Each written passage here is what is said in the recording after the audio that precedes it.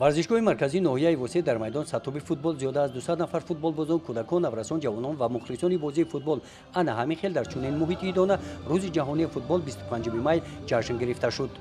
چورابینی های دانه بخشیده به روز جهانی فوتبال در ناحیه وسه پیش از آغاز دوره نوبتی چمپیونات تاجیکستان اوید با فوتبال بین دسته های لیگ اول تاجیکستان، دسته های هولبوک وسه و سرزمی پنجکن شهر پنجکن با جام آمدی تنتنوی آغاز گردید.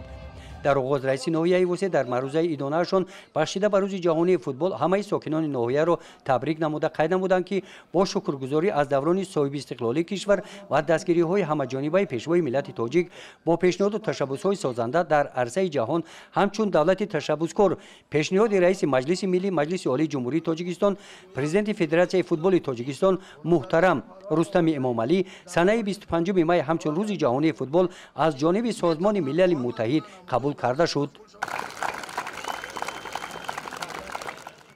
امروز خورسندی کل هواداران فوتبال رو در سرتاسر کشور عزیزمان تاجیکستان گلبدامان حد و کنار نیست، زیرا امروز اولین چورابینی، اولین فستیوال دوستی فوتبال بازان بخشیده به روز عمومی جهانی فوتبال در ناحیه وسه نیز با یک شکوه و شهامت خاصه تجلیل کرده شد. این اقدامی رئیس مجلس ملی، رئیس مجلس عالی جمهوری تاجیکستان، پرزیدنت فدراسیون فوتبال تاجیکستان محترم رستم امامعلی سری وقتی است و باز هم برای جلب جوانان به ورزش و تحکیم طرز حیات سالم مساعدت میکند و از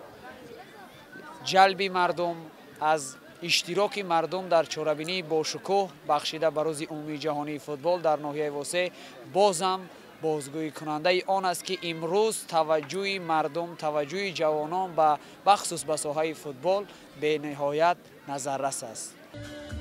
چورابینی ها بخشیده به روز جهانی فوتبال در ناحیه وسه با برنامه جالب و دیدنی بخش فرهنگ ناحیه ادامه یافت. سپس در دوره چمپیونات جمهوری تاجیکستان اوید با فوتبال بین دسته های لیگ اول مملکت بازی فوتبال بین دسته های هولبوک وسه و سرزم پنجکن در همین محیط ایدانه دوام یافته. در دقیقه های اول بازی بازیگران دسته هولبوک وسه به دروازه مهمانان با وارد نمودن گل زیبای خاطر مخلصان خود را شاد گردانیدند.